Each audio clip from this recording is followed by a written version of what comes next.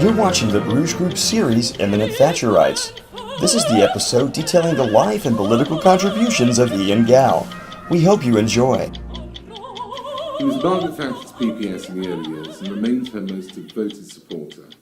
He was also a man of strict principles, who believed in defending the integrity of the union between Great Britain and Northern Ireland.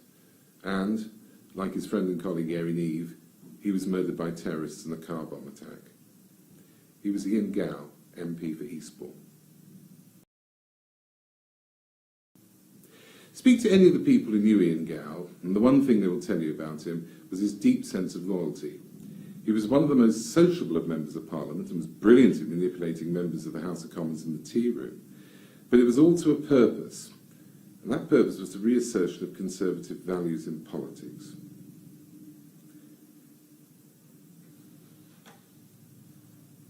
Ian Gow was born on the 11th of February 1930 in Upper Harley Street in London. His father was a doctor attached to St Bartholomew's Hospital. Gow was educated at Winchester, but he chose not to go to university and decided upon an army career. Ian was commissioned as an officer in the 15th to 19th Hussars and went to serve in Germany, the Malay States Emergency, and significantly Northern Ireland.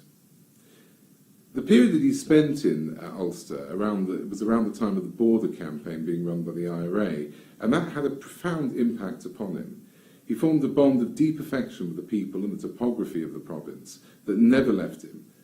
To paraphrase Mendelssohn, Northern Ireland became the country of his predilection. Gow would end his military career with a long period in the Territorial Army and eventually reached the rank of Major. Politics were never far away from Ian Gow's thoughts. One of the very early close personal friendships that he had was with the future Chancellor of the Exchequer, Geoffrey Howe. They'd known each other since their youths, and Gow remained in contact with Howe throughout the period of his formation of the Bow Group. Following the army, Gow went on to qualify as a solicitor, and he eventually reached the position of a partner in a highly respected law firm in London. Like many of his contemporaries, Ian Gow took 3 attempts to actually get into Parliament. He first stood in the 1964 general election in Coventry East, and then in the 1966 general election in the London constituency of Clapham.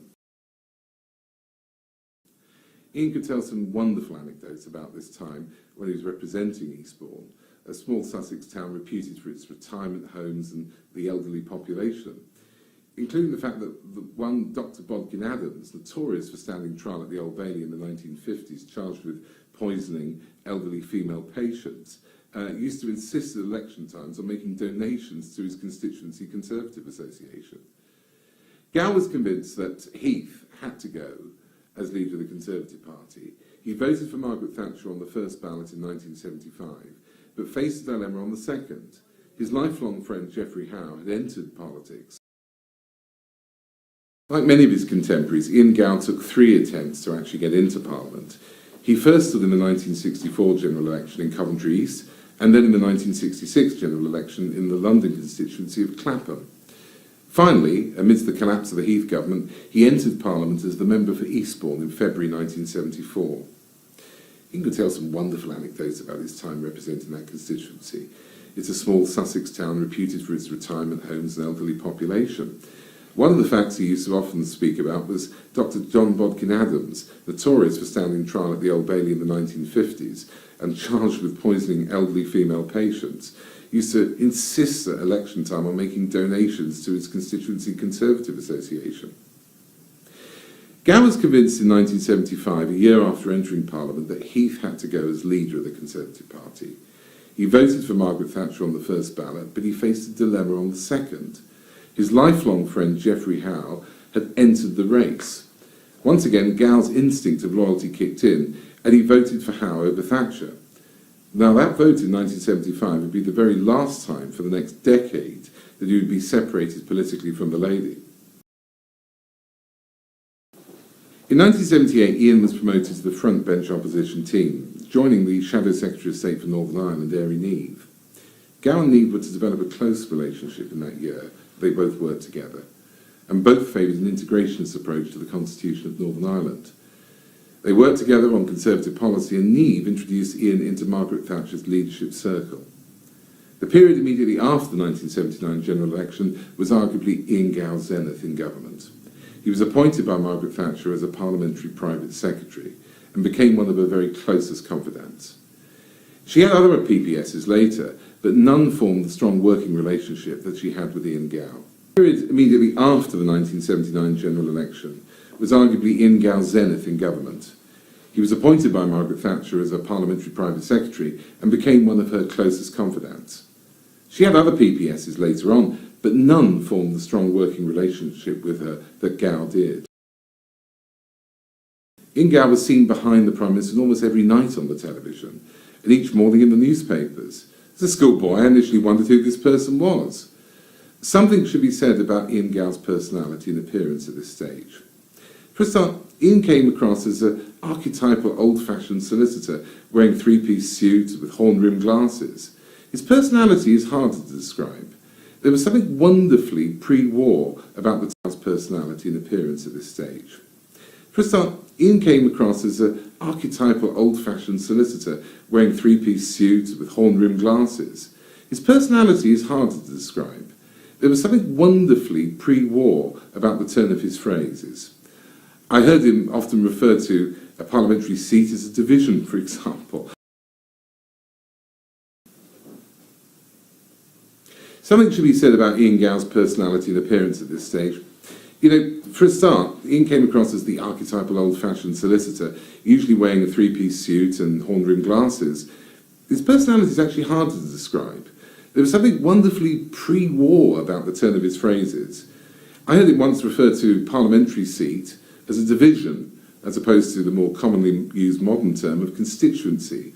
He often used to refer to radios as wirelesses. He spoke precisely, and he was a great fan of Winston Churchill. But for all of that, he was extremely witty, funny, and warm. His favourite cocktail, which he used to mix in his office in the House of Commons, was a White Lady, and he continued smoking in the face of increasing political disapproval. But fundamentally, he was always kind, and I once saw this in his own company in Northern Ireland when an unemployed man approached him just in the street. He was good at giving advice, as Margaret Thatcher knew.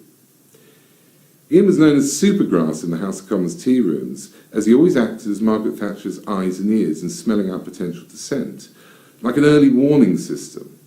Problems, therefore, could be headed off before they grew out of control, and Ian was vital in this role. After the 1983 landslide re-election of Margaret Thatcher, she felt it was time that he was elevated to ministerial rank. She told him that she didn't want to hold back his natural progress in career terms. So he became Minister of Housing and later Minister of State at the Treasury. Gow was a diligent minister, but failed really to make his mark in either of these roles. Frankly, this probably wasn't his forte. In November 1985, the Anglo-Irish Agreement was signed, giving a say to the Irish Republic in the running of the affairs of Northern Ireland. Gow resigned, the only minister to do so, and formed the Friends of the Union. The Anglo-Irish Agreement was signed, giving a say to the Irish Republic in the running of the affairs of Northern Ireland. Gow resigned as a minister, the only one to do so, and formed the campaign, the Friends of the Union. He campaigned throughout the United Kingdom on this issue and drew packed audiences at the Conservative Party conference. He featured widely on television. Despite his resignation, the link with Margaret Thatcher was preserved. He called her the finest chief, the most resolute leader, the kindest friend that any member of this House could hope to serve. He remained close to her and advised her when she was challenged by Sir Anthony Mayer in November 1989 for the leadership. And then on the 30th of July 1990, a bomb exploded under his car, parked on the driveway of Ian's house as he attempted to use it. The IRA claimed responsibility for the murder, but no individual was ever charged.